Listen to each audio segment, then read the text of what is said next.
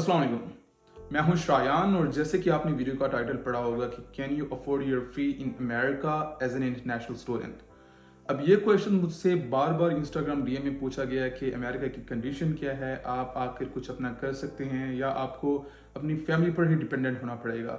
इस वीडियो में मैं कुछ पॉइंट्स में आपको समझा दूंगा कि क्या सीन्स हैं, क्या आप अपनी एजुकेशन को खुद फंड कर सकते हैं या नहीं।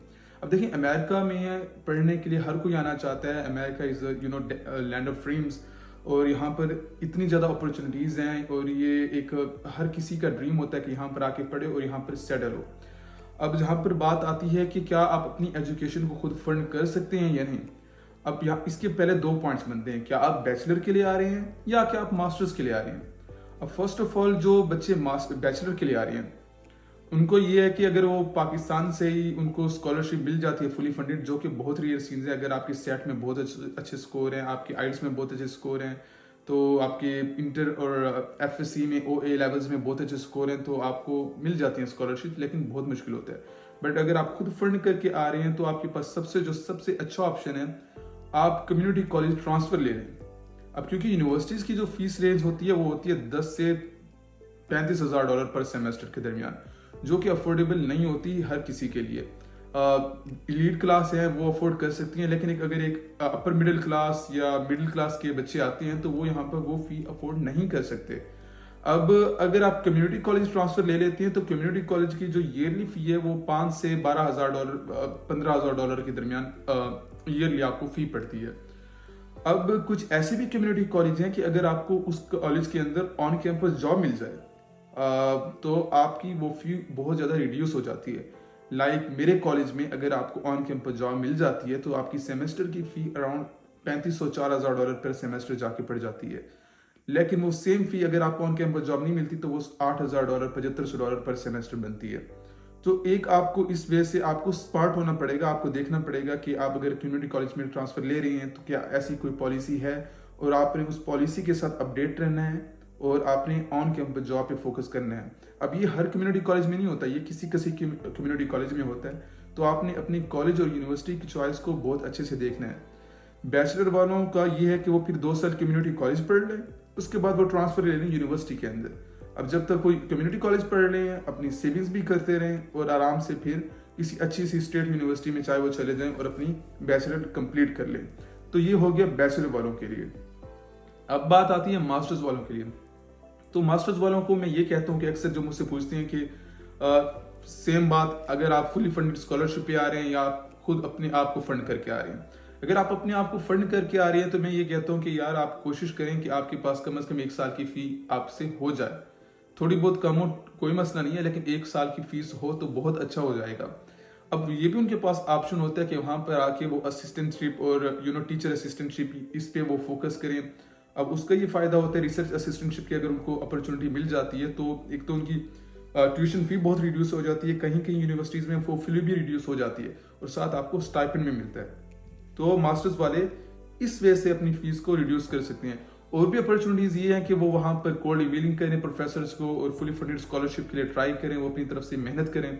तो वो यहाँ पर लैंड होने से पहले ही अपनी सारी मास्टर्स फुली फंडेड एप्लीकेबल उनके लिए हो सकती है कि अगर वो पहले से स्मार्ट हो और अपनी फुली फंडेड स्कॉलरशिप के साथ आए। तो मास्टर्स वालों के लिए ये सीन है। अब अक्सर पूछते हैं कि यार चले अगर हम कॉलेज पढ़ रहे हैं, मास्टर्स के लिए पढ़ रहे हैं, बैचलर्स के लिए पढ़ रहे हैं, फी अगर जो हमारे ऊपर पड़ रही है क्या वो अफोर्ड हम कर सकते हैं। अब इसके 2 तरीके हैं।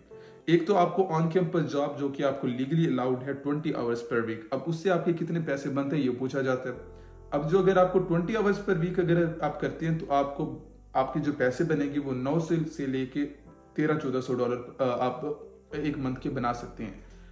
अब देखिए, आपने इंश्योरेंस भी पे करनी है, आपने कार अगर ली है उसकी भी इंश्योरेंस पे करनी है, आपके लिविंग एक्सपेंसेस हैं, आपने अकोमोडेशन देखनी है, आपने खाना पीना है, ये भी तो सारे एक्सपेंसेस आपने अफोर्ड करनी है। उसके बाद ऑन कैंपस जॉब से तो आपके इतने पैसे बनेंगे।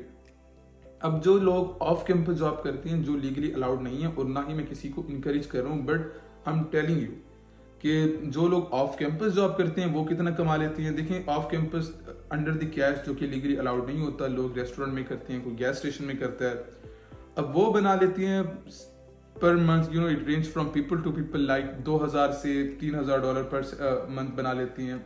ज़्यादा से ज़्यादा 3,000, इससे ऊपर मैंने बहुत ही रेयरली किसी को देखा है बनाते हुए।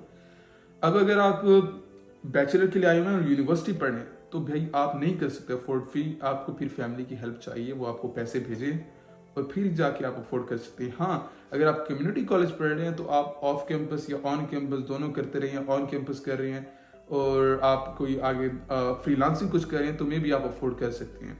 दूसरी बात जो एक इम्पॉर्टेंट बात है यहाँ पर कि आप साइड हसल्स वगैरह भी आप अपनी करते रहें। अगर आप डिजिटल मार्केटिंग करते हैं, कोई और चीज़ करती हैं, बट आपको वीज़ा पे अलाउड नहीं है, मैं उस पर भी किसी को इंकरेज नहीं कर रहा। हाँ, अगर आपकी किसी की बहन भाई का अकाउंट है यूज़ के अंदर, किसी कज़न का अकाउंट है, तो आप उसके अकाउंट्स पे वो पैसे मंगा सकते हैं। अपना अकाउंट यूज़ नहीं करना होता क्योंकि लीगली बिजनेस करना और साथ साथ उसके अलावा हमें कोई हमें फ्रीलांसिंग करना, ये चीज़ें हमें अलाउड नहीं होता हमें।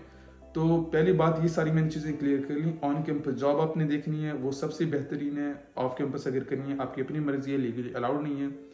तो पूरी बात का ये निचोड़ है कि अगर आप बैचलर के लिए आ रही हैं तो कम्युनिटी कॉलेज अगर आप ट्रांसफ़र ले लेते हैं तो आपकी आपसे फ़ी अफोर्ड होने के बहुत ज़्यादा चांसेस हैं। उसके बाद जब आप ट्रांसफ़र लेंगे दोबारा यूनिवर्सिटी में, तब आपकी अगर सेविंग्स हो तो बहुत अच्छा होगा, वरना बहुत मुश्किल होगी। लाइक अगर आप शुरू से ही बैचलर सारी यूनिवर्सिटी में आप पढ़ना चाहते हैं तो आपसे नहीं हो पाएगी अफोर्ड। आपको फैमिली की हेल्प चाहिए, आपकी लोन्स अगर ले रही हैं तो आपको कुछ ना कुछ चाहिए। मास्टर्स वालों के लिए ये सीन है कि अगर आप फुली फंडेड आ रही हैं तो वो तो सबसे बेस्ट है। उसके अलावा अगर आपको असिस्टेंटशिप की कुछ अपॉर्चुनिटी मिल जाती है तो वो तो आपके लिए बहुत ही ज़्यादा लकी चीज़ होगी और आप इजीली अपनी एजुकेशन को यहाँ पर कंटिन्यू कर सकते हैं। और पीएचडी वाले तो मोस्टली आते ही सारी फंडेड स्कॉलरशिप पर है। तो ये है आज की वीडियो। आई होप आपके बहुत ज़्यादा क्वेश्चंस हो गए होंगे क्लियर। अगर आपको मेरी तरफ से कोई हेल्प चाहिए यूएस प्रोसेस के लिए, बैचलर के प्रोसेस के लिए, तो मास्टर्स के प्रोसेस के लिए, तो आप मुझे डीएम कर सकते हैं। आप यूएस एजुकेशन पाथ पे मैसेज कर सकते हैं, अपनी 101 सेशन बुक कर सकते हैं। उस पर हम बात करेंगे आपकी प्रोफाइल के लिहाज से और देखेंगे कि आपके लिए क्या अपॉर्चुनिटी है। तो इस वक्त कुछ बच्चों की मैं प्रोसेस में उनकी हेल्प कर रहा हूँ। तो if you need any help you can DM me or you can just book 101 call with me and then we can talk. Thank you so much for watching the video, or I wish you best of luck if you are planning to come to America. If you have not subscribed my channel, then you can subscribe the channel. Or Allah Hafiz.